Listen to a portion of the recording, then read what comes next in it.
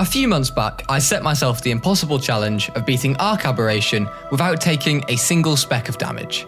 After many tens of hours of doing both practice and proper runs over on Twitch, this challenge mentally broke me. Imagine it. You're kidding me! So I switched over to the slightly easier challenge of beating Scorched Earth without taking any damage. Link to that video in the description. Now, however, I'm back to finish the job. Can you beat Ark's hardest map without taking any damage? Let's find out. Oh, and if you do enjoy the video, don't forget to leave a like and subscribe to the channel.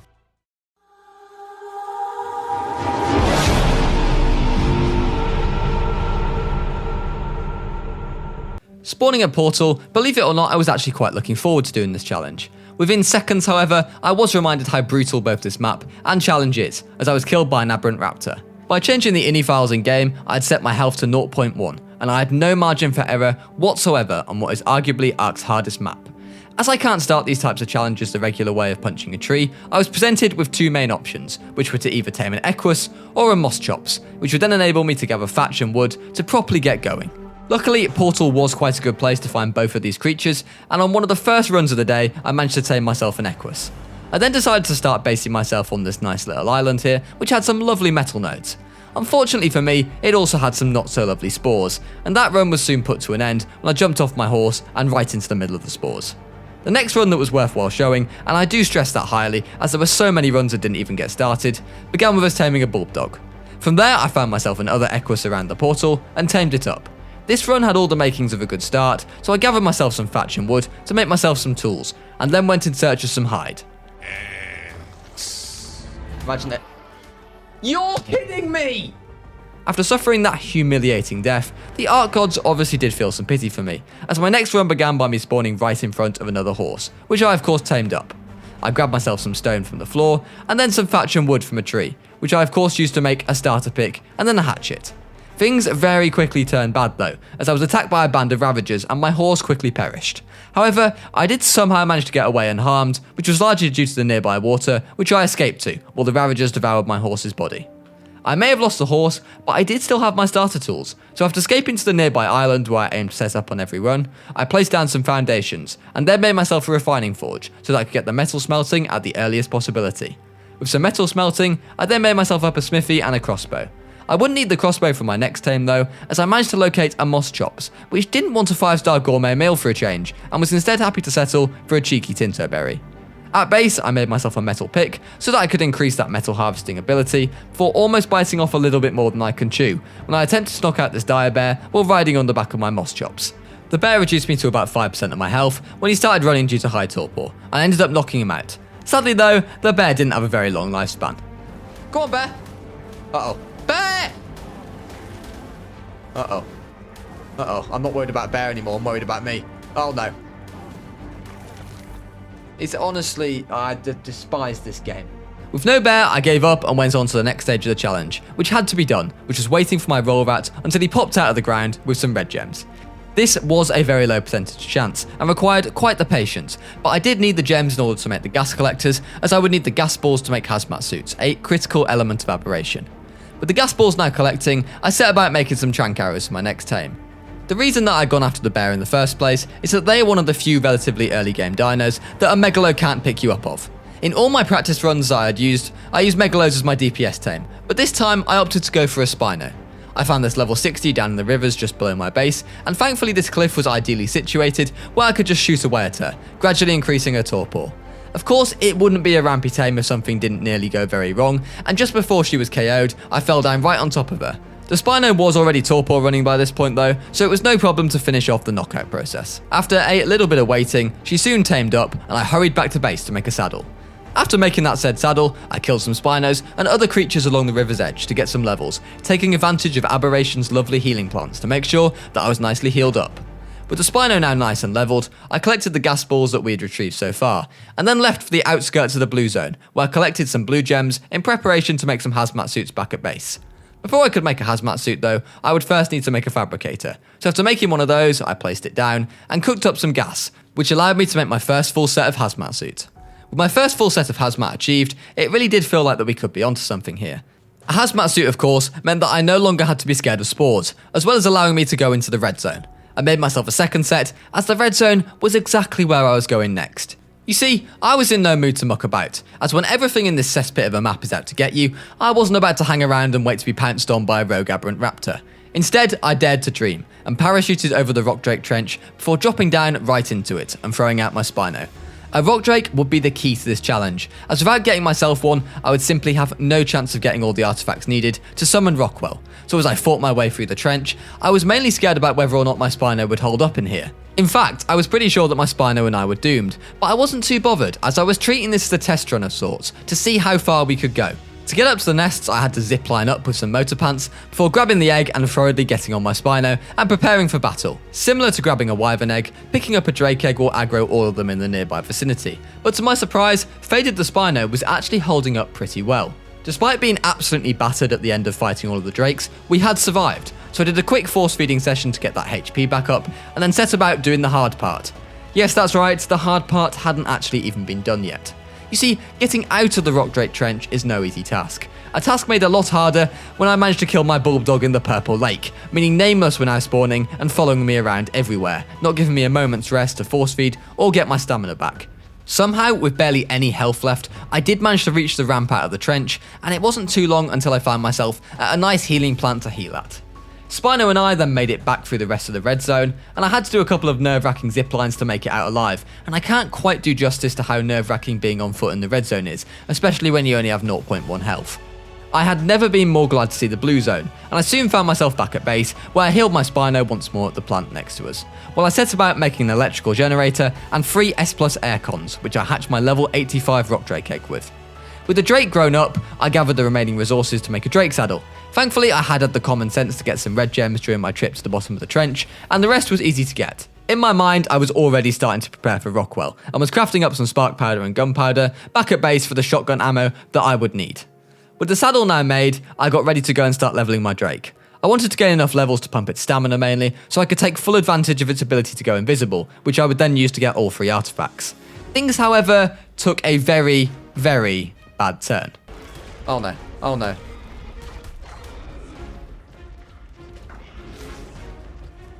Uh-oh. Right, Rampy. Let's not do anything stupid here. Yes, like I'm already doing.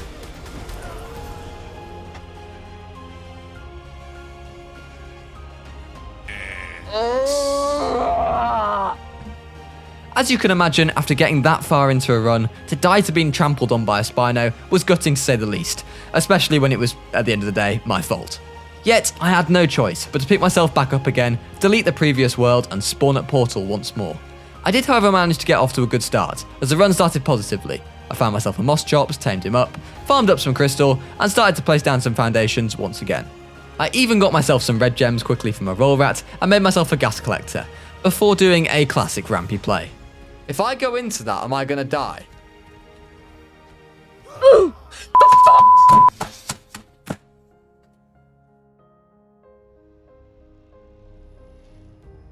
After taking a well-earned break that evening, I came back the following day, determined to stick at this challenge until it was done. Spawning at Portal, I grabbed myself an Explorer note to get some early game levels. With not being able to level health, I primarily pumped points into weight, fortitude and speed, with a little bit of stamina as well as 5 points each in water and food, to minimise the chances of starving to death or dying of thirst. I tamed up a couple of moss drops at Portal, which I used to gather my starting thatch and wood from the nearby trees, and then killed a parasaur for some meat and hide. I spotted a basilisk in front of me then, so I decided to make myself scarce from that situation, and soon after reached the solitude of my nice safe island, aside from the toxic streams on it, that is. I set about making myself the starting foundations, placing them in one straight line, and then made up some basics that I would need to advance, such as some refining forges. I also made sure to spoil some meat at the earliest possibility, so that I could get some narcotics going as soon as possible, to get what I hoped of course would be that starter Spino. With the meat spoiled, I then used my moss chops to harvest some narco berries to get some narcotics making, and then made myself a smithy, so that I could upgrade to metal tools as soon as possible. The main focus after that was just making sure that before I headed back out into the green zone, that the forges were fully stocked with burning metal. I used some of this already burnt metal to make myself a crossbow, and then made the last of the trank arrows before heading out to look for a Spino. Luckily, I didn't have to go very far, as in the same spot that I'd found the previous one, I found myself a level 95, which was a fair bit higher than the level 60 that we had survived the trench with last time. This was a good start, but I still had to knock the Spino out and secure it as mine. I managed to get him low on torpor from up on the cliff, and then jumped down on my moss chops to finish the knockout job. I gave the Spino some raw meat, and then patiently waited up for her to finish taming. When she was done, the confidence was clearly oozing out of me, as I named her, "This is it," obviously referring to this being the run. But could it actually be? We still had a long way to go, with the hardest part still to come. I safely got the Spino back to base, taking out some pesky aberrant raptors on the way, before Moss Chops and I visited the river near base to grab some silica pearls that I would need to craft a Spino saddle. I then brought them back to my smithy and made the saddle.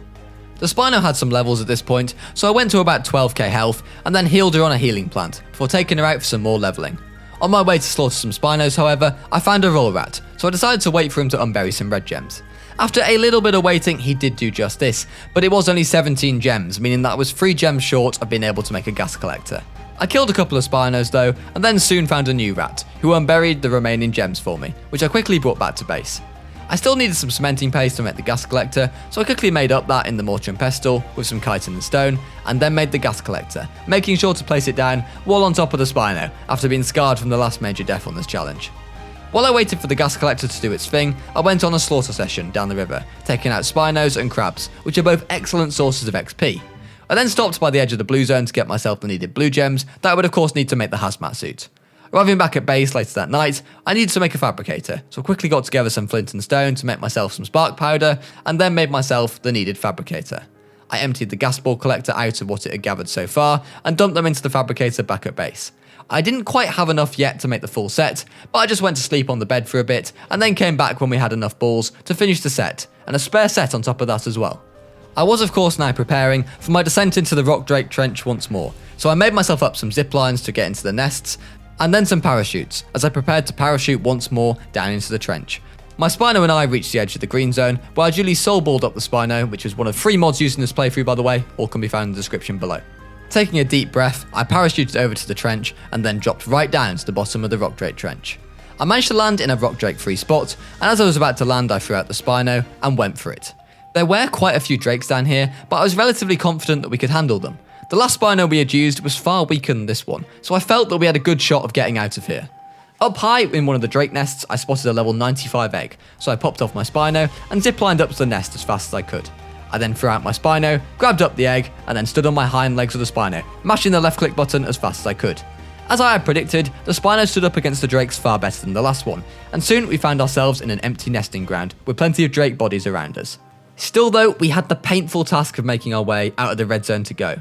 After a bit of healing, I continued down the trench, killing any drakes that wanted a scrap. A big decision I made this time, which made my life a lot easier, was crying up the bulb dog, so that he wouldn't die in the toxic purple water. Upon making it to the other side of the lake with the Spino, I had to take out the drakes, and then rather nervously dismount and cryo to zipline up to the next section, as there is literally no way that you can get up there on foot or with a Spino. With the help of a light pack this time, my descent out of the initial drake trench went a lot smoother, and it wasn't too long before I reached a lovely ramp which leads you out of the trench. The descent out of the red zone couldn't have gone any better, and one more slightly sketchy zipline later, and I suddenly found myself free from the red zone and running back through the blue zone towards base. At base, I had to make myself a hatching station for the drake egg once more, so that was exactly what I did. I made myself up a generator and placed down an outlet and cable, before supplying the generator with some gas. 3 S+ aircons was the magic number for the drake egg, and when it hatched to my surprise, we actually got triplets, which wasn't really much help to be honest, as if my drake ever died, there was a good chance that I was next on the list. There wasn't really much else to do until the drakes grew up, so I first made them a saddle, and then sat AFK by them, while they raised to adulthood. When they did grow up, I saddled one of them up, and then left to get some levels on him.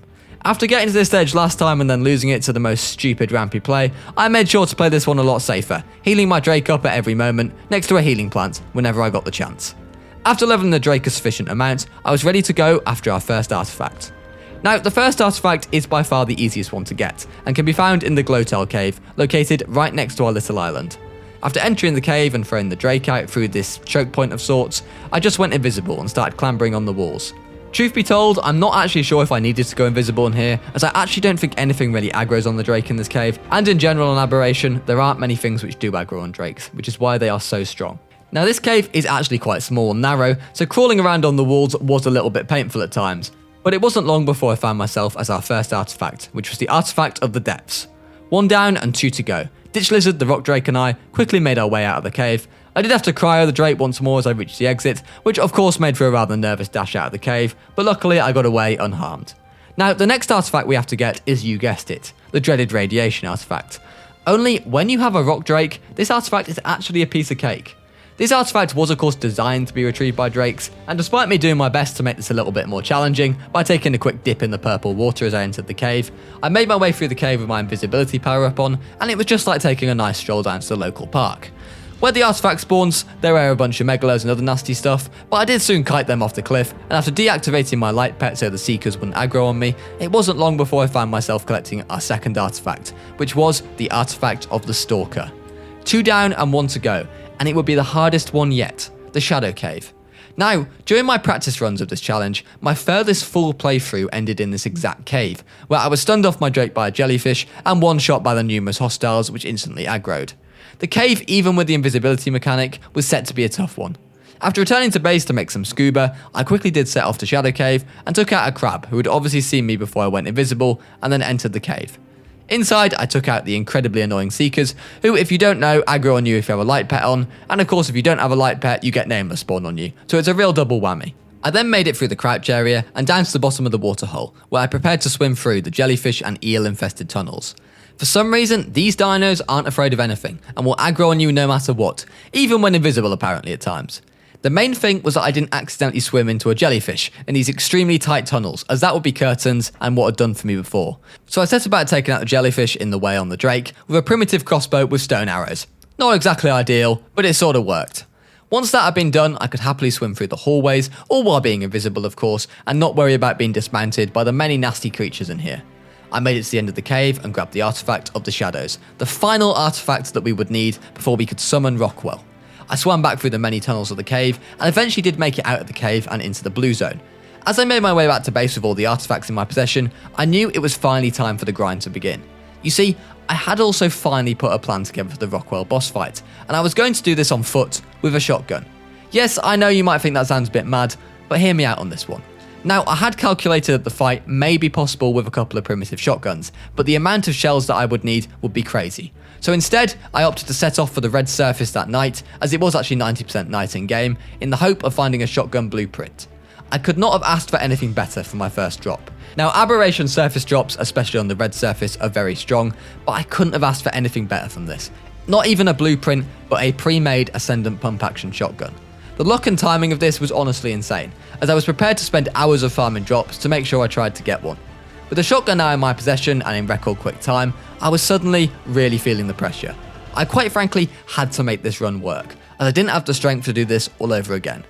So at base, I made myself some electronics, grabbed up some polymer from a crab, and made myself a chemistry bench, as I would have a lot of gunpowder and various other things to craft. While I would obviously need a chemistry bench for spark powder and gunpowder, as well as a chem bench, what I also needed was an S+ grinder. Now the reason I needed this is because the way I was going to fight Rockwell was not by using a single tame at all. And that might sound like insanity, but the easiest way to beat Rockwell without taking a speck of damage was to use a cactus broth. We'll go over the effects of a cactus broth later and why it works so well, but as you may know, to make cactus broth you need cactus sap, which doesn't actually spawn an aberration. So there were two ways that I could do this, either by going over to Scorch or another similar map and getting the sap and bringing it back over, or by making an S+ grinder, where I could grind down regular tree sap into cactus sap. I opted to do the latter, and thus spent a very long time smelting metal and farming crystal, as my god this thing was expensive. I opted to make the grinder as I thought you guys would appreciate this method more, so if you do, don't forget to leave a like on the video. After making the shotgun ammo in the background or waiting for all the metal to smelt, I finally had almost all the resources, and one polymer crab later, I found myself in the possession of an S+ grinder. After placing it down, however, I then realised that what I should have done was place the sap taps down a long time ago, as now while I had the grinder, I had no tree sap to convert to cactus sap. So I made myself some sap taps and set off with my Drake to place them down. On the outskirts of the green zone near the blue surface entrance, you can find these trees which can't be chopped down, and actually operate as sap trees. I then had to go AFK for a while the sap taps worked their magic, before returning with a climbing pick, as I climbing picked up and round the tree, grabbing the sap from both taps, before returning to base to convert it to cactus sap. With this sap, I made myself 2 broths, which would give me roughly 20 minutes in the Rockwell arena protected. With my calculations, I would either be dead in this time, or the challenge would be completed, so I was pretty content with 20 minutes. With everything ready to go, I set off with my rock drake, where I glided down through the blue zone and into the trench. From there, I went straight to the terminal, where I threw out my Spino to deal with the aggressive rock drakes, so that I could safely dismount and put my artifacts into the terminal. I soul gunned up my drake and prepared for battle. There was no going back now as I activated the portal. Now, one thing I had to do seconds before entering the fight was to kill my bulb dog, so that nothing aggroed on it while we were in there, and thus me. Of course, I had to do this at the last second in case any nameless spawned and ended the run, as that would be very anticlimactic. As I entered the arena, I took my cactus broth, and we were in. So, if you didn't know what cactus broth does, it essentially is like a super strong ghillie armor, where creatures struggle to detect you and thus aggro on you. Among these creatures are Rockwell's tentacles, who won't recognize you in there while you have the buff. This means that you are free to roam around the arena, shooting his tentacles as you go, and he will essentially do nothing. My shotgun was good enough that I could 2-shot or 3-shot most of the tentacles while I waltzed around the arena. After taking down his tentacles, you then have to attack the heart, which you can only do a set amount of damage to per stage. I believe there are about 8 stages in this fight, so yes, you have to take down the tentacles 8 whole times. 33.6k is the magic number for the first round, and this is where the effect of the broth can really be shown. The reason the broth is so good compared to riding on the back of a rock drake, for example, is because it stops Rockwell's nasty flying balls from spawning. Almost, anyway. Every other round, Rockwell would spawn about 4, sometimes 5 balls, which would come my way, but just to be clear, that was it. I would take these balls out right at the start of the round, and no more would spawn until 2 waves later. This was a game changer, and in my testing with the cactus broth, made it by far the easiest way to do Rockwell. In one of my test runs of this boss fight, I'd forgotten to reactivate the broth, and the second that I forgot to do this, I was immediately swamped by the flying balls, so I clearly had to be on this. After a couple of rounds, Nameless did begin to spawn, but these weren't much of an issue, as I could easily keep my distance from them, and they would simply ignore me.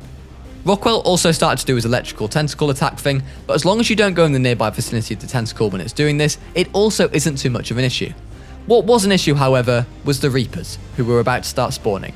Now, thanks to the effects of the broth, the Reapers don't exactly aggro on you like normal, but if you went too close to one, it would aggro on you, and if it did, it would be game over.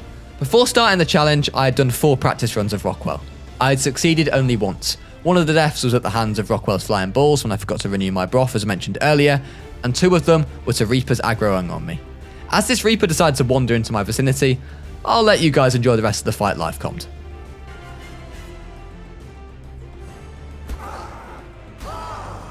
He's going to be an issue. Oh no.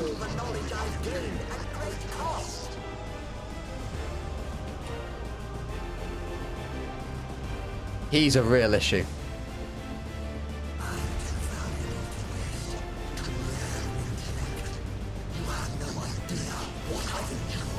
Right, I can't hit that Reaper by accident. If I do, it's curtains.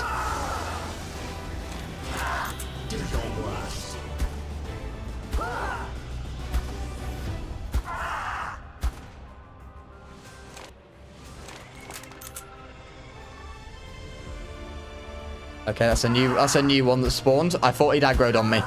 That was scary. This is the last one. The last wave. Come on. This is it. Oh, balls. Balls. Oh, could have been really bad. Oh, that could have been really bad. I gotta go for it now. Don't aggro. Don't aggro.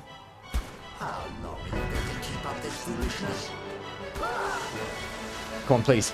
Please be it. 2 more hits. 2 more. 1 more. There it is. There it is. Ark Aberration. Beaten without taking a single speck of damage. Thank you all for coming. Let me know what map you want me to do next. Is it the greatest Ark challenge that's ever been done? Let me know in the comments below. It's been an honor, YouTube and Twitch, and I will see you guys later. Enjoy the cutscene. Well, there we have it. Ark Aberration beaten without taking a single speck of damage. If you did enjoy this video, I really would appreciate it if you come and show some support down by leaving a like and a comment. If you're looking for something to comment, maybe something like Rampy Masterclass springs to mind. I've got a couple more crazy videos already in development before ASA launches, so I'll see you guys soon for that. Take care of yourselves, and bye-bye for now. A special thank you to my Patreons, including Angus Robertson, Ditch Lizard, Zachary Keever, and Faded. Thank you so much for your support.